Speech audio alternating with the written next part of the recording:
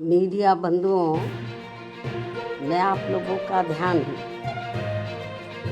बौद्ध महाबोधि मंदिर गया से संबंधित बोधि गया टेम्पल एक्ट 1949 का अपने देश में व पूरी दुनिया में भी और साथ ही अभी हाल ही में संसद से पास हुए वक्फ विधेयक का भी पूरे देश में हो रहे विरोध को भी लेकर कुछ ज़रूरी बातों की तरफ दिलाऊं। लेकिन उससे पहले मैं आज से 3 दिन के बाद दिनांक 14 अप्रैल को भारतीय संविधान के मूल निर्माता व दलितों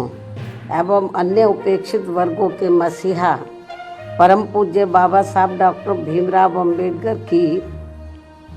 जो जयंती है, तो उनको आज एडवांस में ही सबसे पहले मैं अपनी व पार्टी की तरफ से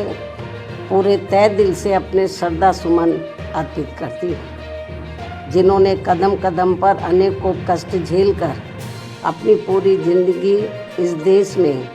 सदियों से जातिवादी व्यवस्था के शिकार रहे लोगों को आत्मसम्मान व स्वाभिमान की जिंदगी बसर करने के लिए समर्पित की है, जिसके लिए इन्होंने भारतीय संविधान में हर स्तर पर इनको जरूरी कानूनी अधिकार भी दिए हैं। लेकिन दुख की बात यह है कि उनका केंद्र व राज्यों की अब तक रही अधिकांश सरकारों में अभी तक भी इन्हें पूरा लाभ नहीं मिल पा रहा है, जिसकी खास वजह से ही बाबा साहब डॉक्टर भीमराव अंबेडकर के बताए हुए रास्तों पर चलकर मान्यवर श्री कांशीराम जी ने उनके जन्मदिन के शुभ अवसर पर अर्थात दिनांक 14 अप्रैल सन 1984 को बहुजन समाज पार्टी के नाम से राजनीतिक पार्टी का विधिवत गठन किया और फिर इस पार्टी के जरिए ही पूरे देश में इनके अनुयायियों को अपने पैरों पर खड़े करने का निरंतर प्रयास भी जारी रखा और अभी भी है। जबकि पिछले कुछ वर्षों से कांग्रेस, बीजेपी व अन्य जातिवादी पार्टियां खासकर बाबा साहब के जन्मदिन के मौके पर उनके अनुयायियों के वोटों को लुभाने के लिए जो किस्म किस्म के हथकंडे इस्तेमाल कर रही हैं और इस बार भी कर रही हैं, तो उनके बहकावे में ना आकर इन्हें अपनी एकमात्र हितैषी पार्टी बीएसपी के बताए हुए रास्तों पर चलकर ही उनके अधूरे रहे कारवां को मंजिल तक जरूर पहुंचाना है। इतना ही नहीं बल्कि बाबा साहब ने अपने आखिरी समय में दिनांक 14 अक्टूबर सन 1956 को अपने अपार अनुयायियों के साथ धर्म परिवर्तन करके जो बौद्ध धर्म की दीक्षा ली है, तो उसे भी अब जातिवादी मानसिकता के लोग सनातनी बनाने में लगे हैं। इस धर्म को भी ये भी अति चिंता की बात है। और इस संदर्भ में ये बात सर्वविदित है कि बिहार राज्य का बोध गया बौद्ध तीर्थ स्थल के रूप में देश व दुनिया भर में अति विख्यात है। बोध गया में तथागत गौतम बुद्ध के पवित्र ज्ञान स्थली पर स्थापित भव्य व अति प्राचीन महाबोधि मंदिर में सरकारी व गैर सरकारी स्तर पर गैर बौद्ध धर्म के मानने वाले लोगों के बढ़ते हुए प्रभाव एवं दखल को लेकर पूरे देश व दुनिया भर के बौद्ध भिक्षुओं व बौद्ध अनुयायियों में भारी बेचैनी व आक्रोश व्याप्त है तथा वे लोग इसको लेकर कांग्रेस की सरकार के दौरान सन 1949 में बने बोध गया मंदिर प्रबंधन कानून में जरूरी परिवर्तन की मांग को लेकर शांतिमय ढंग से काफ़ी समय से आंदोलित भी हैं। ये कांग्रेस के समय में ये कानून बना था। उल्लेखनीय है कि देश की आज़ादी के बाद कांग्रेस पार्टी की सरकार द्वारा बिहार में बोध गया मंदिर प्रबंधन के संबंध में जो कानून बनाया गया था, तो उसमें जिला अधिकारी की अध्यक्षता में 4 हिंदू व 4 बौद्ध धर्म के मानने वाले लोगों की कमेटी बनाने का प्रावधान किया गया है, जो पहली नज़र में ही अनुचित, अनावश्यक व भेदभावपूर्ण लगता है।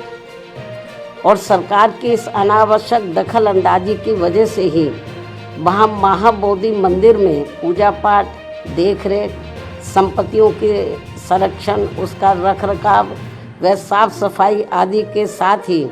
लाखों तीर्थ यात्रियों की सुख सुविधा आदि को लेकर भी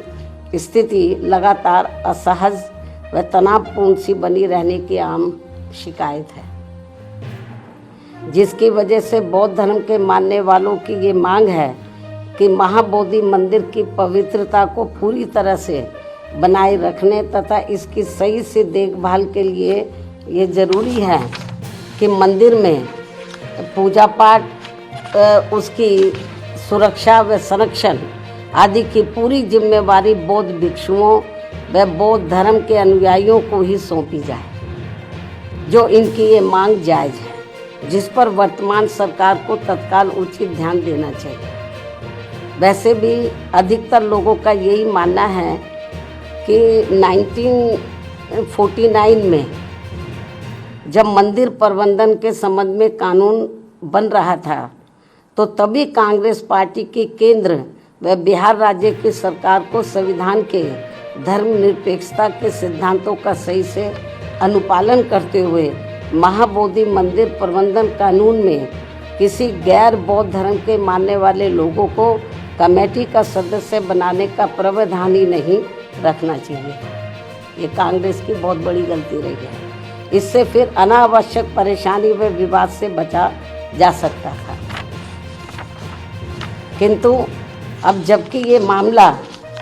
काफ़ी तूल पकड़कर भारी विवाद का रूप धारण कर चुका है, तो ऐसे में केंद्र व बिहार की एनडीए सरकार को इसमें तत्काल आवश्यक सुधार जरूर करना चाहिए, ऐसी बीएसपी की ये पुरजोर मांग है। इस क्रम में नए वक्फ कानून के तहत राज्य वक्फ बोर्डों में जो नॉन मुस्लिम को रखने का नया प्रावधान किया गया है, वह भी प्रथम दृष्टया अनुचित प्रतीत होता है, जिसका मुस्लिम समाज में भारी विरोध भी है। इसी प्रकार के अन्य नए विवादित प्रावधानों के सुधार को भी लेकर केंद्र सरकार अगर वक्फ कानून को फिलहाल स्थगित करते हुए उस पर समुचित पुनर्विचार करती है तो ये बेहतर होगा। अर्थात इन सभी मामलों में सरकार जरूर ध्यान दे, बीएसपी की पुनः ये मांग है। इसके अलावा भारत में भारतीयों की सुरक्षा के लिए केंद्र में सभी राज्य सरकारों को आतंकियों के विरुद्ध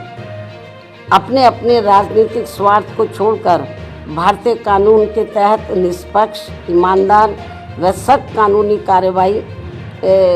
करनी चाहिए या इनके द्वारा होनी चाहिए, तो ये देश व यहाँ के नागरिकों के हित में होगा। इन्हीं जरूरी बातों के साथ ही अब मैं अपनी बात यहीं समाप्त करती हूँ। धन्यवाद। जय भीम व जय भारत।